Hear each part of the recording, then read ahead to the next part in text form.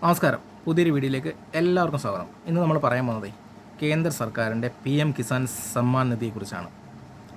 ഈ പദ്ധതി 19ാമത്തെ ഗഡു ഇന്നലെ ബീഹാറിൽ വെച്ചിട്ട് പ്രധാനമന്ത്രി നരേന്ദ്രമോദി അത് എല്ലാ കർഷകരുടെ അക്കൗണ്ടിലേക്ക് ഒറ്റ ക്ലിക്കിലൂടെ കൊടുക്കുകയുണ്ടായി. ഈ പദ്ധതിയുടെ സംസ്ഥാനതല ഉദ്ഘാടനം, അതാണ് ഒരു കോമഡി, ഒരു ഹൈലൈറ്റ്. ഒന്ന് ആലോചിച്ച് നോക്ക്. അതിൻ്റെ സംസ്ഥാനതല ഉദ്ഘാടനം കേരളത്തിലെ മന്ത്രി UR കേളു ഇന്നലെ നടപ്പിലാക്കി. യഥാർത്ഥത്തിൽ ഇവർക്ക് എന്താണ് റോള്? ഇവർക്ക് യാതൊരുവിധ റോളുമില്ല. ₹1 പോലും ഇവരുടെ സംസ്ഥാന സർക്കാരിൻ്റെ വകയായിട്ട് ഈ PM കിസാൻ നിധിയിലായിട്ട് പോകുന്നില്ല.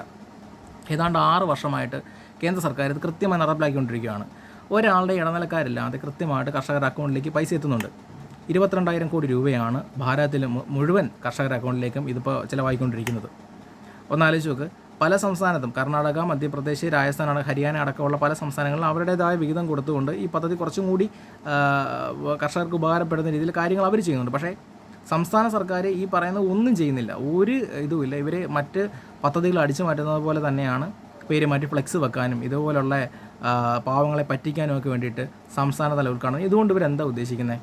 ഇവരുടെയും കൂടെ എന്തോ പങ്കുകൊണ്ടാണ് ഈ പൈസ ഇവിടെ എത്തുന്നുള്ള രീതിയിൽ ഇവിടുത്തെ കർഷകരെയും സാധാരണക്കാരെ തെറ്റിദ്ധരിപ്പിക്കുകയാണ് ഈ അന്തം കമ്മികളായി കൂട്ടങ്ങൾ ചെയ്യുന്നത്. സത്യം പറഞ്ഞാൽ നിനക്കൊക്കെ നാണവും മാനവും ഉണ്ടോ? ഇല്ല. യഥാർത്ഥത്തിൽ ഈ കമ്മികൾക്ക് ആ ഒരു പരിപാടി ഇല്ല. അതുകൊണ്ടാണല്ലോ ഇങ്ങനെ ചെയ്തത്. ഇവരുടെ സോഷ്യൽ മീഡിയയിലൊക്കെ കൊണ്ടാടുവാണ്. ഇങ്ങനെ 19ാമത്തെ ഗഡു എത്തിയതോടുകൂടി 2,000 രൂപ എല്ലാ കർഷകരുടെ അക്കൗണ്ടിൽ എത്തിയിട്ടുണ്ട്. അത് ഇവരുടെയും കൂടി എന്തോ ഒരു വലിയ കാരുണ്യം കൊണ്ട് കിട്ടിയെന്ന രീതിയിലാണ് അവർ ചെയ്യുന്നത്. അതിൻ്റെ കൂടെ ഒരു 12,000 രൂപയും കൂടി എങ്കിലും മറ്റ് സംസ്ഥാനങ്ങൾ ചെയ്യുന്ന പോലെ ചെയ്തിട്ട് നീയൊക്കെ സംസ്ഥാനതല ഉദ്ഘാടനമോ പിന്നെ ബ്രാഞ്ച് തല ഉദ്ഘാടനമൊക്കെ നീയൊക്കെ ചെയ്യും. അതിനൊരു മര്യാദയുണ്ട്. അല്ലാതെ അല്ലേ വല്ലവൻ്റെ കൊച്ചിൻ്റെ തന്തയോ നടക്കാതറ അന്തം കമ്മികളെ. നിനക്കൊക്കെ ഒരു നാണോ മാനോ ഇല്ലേ? ഇത് മനസ്സിലാക്കേണ്ടത് ഇവിടുത്തെ പൊതുസമൂഹമാണ്.